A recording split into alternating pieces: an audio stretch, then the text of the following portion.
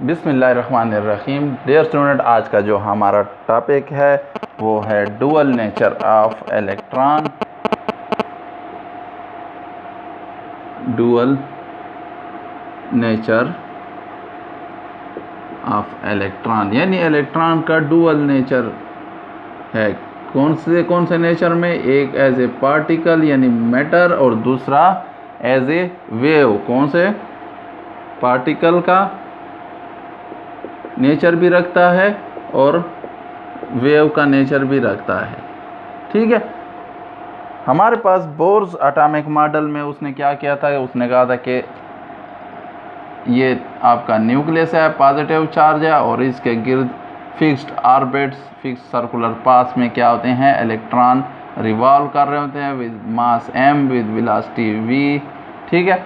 तो ये उसने पोस्टुलेट पेश किया। फिर आइंस्टाइन ने इसमें मज़ीद वो किया कि जी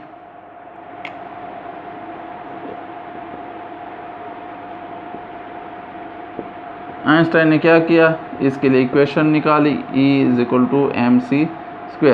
c जो है ये वेलोसिटी है और ये वो वेलोसिटी है जिससे लाइट ट्रेवल करती है, यानी वेलोसिटी ऑफ लाइट, और इसकी वैल्यू है 2.99 × 10⁸ मीटर पर सेकेंड। ठीक है। फिर प्लांक्स वेव इक्वेशन जो उसने प्लांक्स वेव थ्योरी निकाली थी, तो उसने क्या किया था? प्लांक्स ने अकॉर्डिंग टू प्लांक्स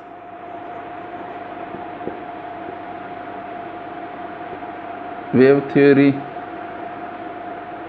उसने कहा था जी कि E = energy related with frequency या directly proportional to the frequency of electron या फोटॉन। ठीक है। और फिर प्रोपोर्शनलिटी कांस्टेंट को उसने अपना एक कांस्टेंट लाया, प्लांक्स कांस्टेंट, जिसको कहते हैं एच से रिप्रेजेंट करते हैं, जिसकी वैल्यू 6.62 × 10⁻34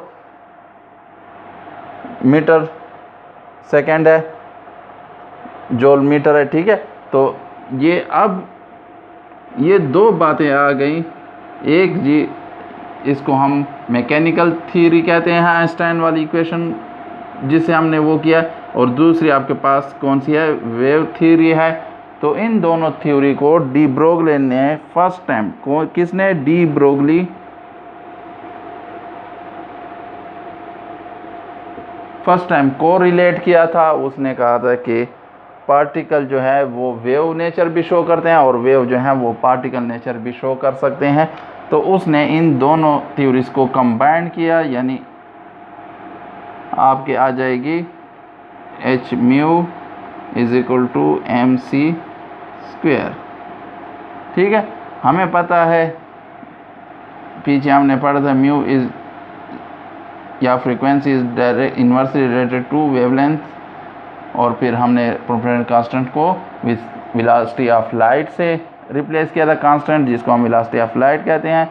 तो ये पुट कर दें वैल्यू hμ की या फ्रीक्वेंसी की, तो c/λ आपके पास आ जाएगा और mc² आ जाएगा। ठीक है। अब हम इसकी रीअरेंजमेंट करते हैं। तो रीअरेंजमेंट अगर हम कर लें, लैम्डा को उस तरफ ले जाओ, ये मैं थोड़ा सा ऊपर करके देता हूँ ताकि आपको वाज़ेह नज़र आए कि हमने कैसी रीअरेंजमेंट की है इस इक्वेशन की। यानी आपके पास इक्वेशन थी hc/λ = mc²। ठीक है। लैम्डा को उस तरफ ले जाएं, या मैं थोड़ा सा इधर इस तरफ शो करता हूँ। लैम्डा mc² इधर डिनोमिनेटर में नॉमिनेटर में चला गया और hc। अब लैम्डा के लिए हम वैल्यू निकालते हैं, तो mc को उस तरफ डिनोमिनेटर में चला जाएगा, mc² इसके साथ कट जाएगा, तो आपका लैम्डा h/mc। ठीक है। c क्या है? बेसिकली वेलोसिटी है, तो मैं इसको h/mv भी लिख सकता हूँ। ठीक है। मैंने c को v से रिप्लेस कर दिया, वेलोसिटी से रिप्लेस कर दिया। ठीक है। तो अब mv हमें पता है क्या है, product of mass and velocity of a body is called momentum, तो h बाय मोमेंटम।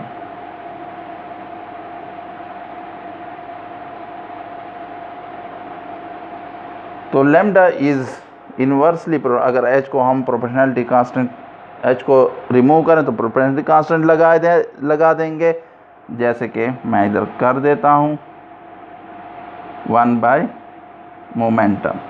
तो मोमेंटम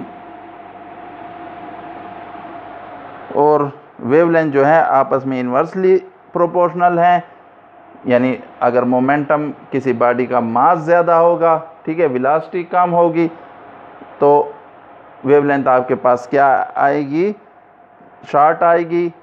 और अगर कम होगी, जैसे इलेक्ट्रॉन है, तो उसके लिए वेवलेंथ आपकी लॉन्गर वेवलेंथ आएगी। तो इसलिए जो है भारी बॉडी को वेवलेंथ तो आ रही होती, लेकिन वो वेवलेंथ इतनी स्मॉल होती है कि हम उसको मेज़र नहीं कर सकते हैं, महसूस नहीं कर सकते हैं।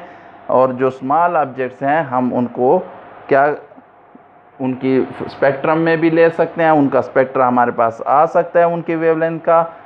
तो यही वेवलेंथ और इसकी जो असल फ़ायदा है, इसको रिलेटेड करने से हमारे पास इन स्मॉल चीज़ों की टीनी पार्टिकल्स जो इलेक्ट्रॉन है, प्रोटॉन है, जो आंख से नज़र नहीं आते हैं, इनके स्पेक्ट्रा को यूज़ करके हम इनकी प्रॉपर्टीज़ को एलिसिडेट करते हैं, इनका मास भी वहीं से मालूम कर लेते हैं, इनकी कंपैरिजन भी हम वहीं से कर लेते हैं, ठीक है। तो मुख्तलिफ जो हमारे पास ऐसे ऑब्जेक्ट जो नज़र नहीं आते, ना किसी इलेक्ट्रॉन माइक्रोस्कोप से, ना किसी और सोर्स से, तो हम उनकी प्रॉपर्टीज़ बाय स्पेक्ट्रा लेते हैं और उनकी यही वेवलेंथ को इस्तेमाल करके, स्पेक्ट्रम में या फ्रीक्वेंसी को इस्तेमाल करके, तो उनकी आप मुख्तलिफ करैक्टरिस्टिक एलिसिडेट कर सकते हैं, कैलकुलेट कर सकते हैं।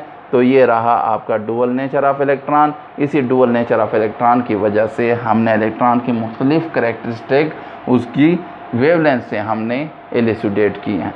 तो कोई भी क्वेश्चन हो, कोई पॉइंट आपको समझ नहीं आ रहा हो, तो आप वीडियो के कमेंट बॉक्स में पूछ सकते हैं। वीडियो को देखने के बाद सबसे पहले लाइक करें, वीडियो को शेयर करें अपने दोस्तों के साथ, और अगर चैनल को सब्सक्राइब नहीं किया हुआ तो चैनल को सब्सक्राइब कर लें।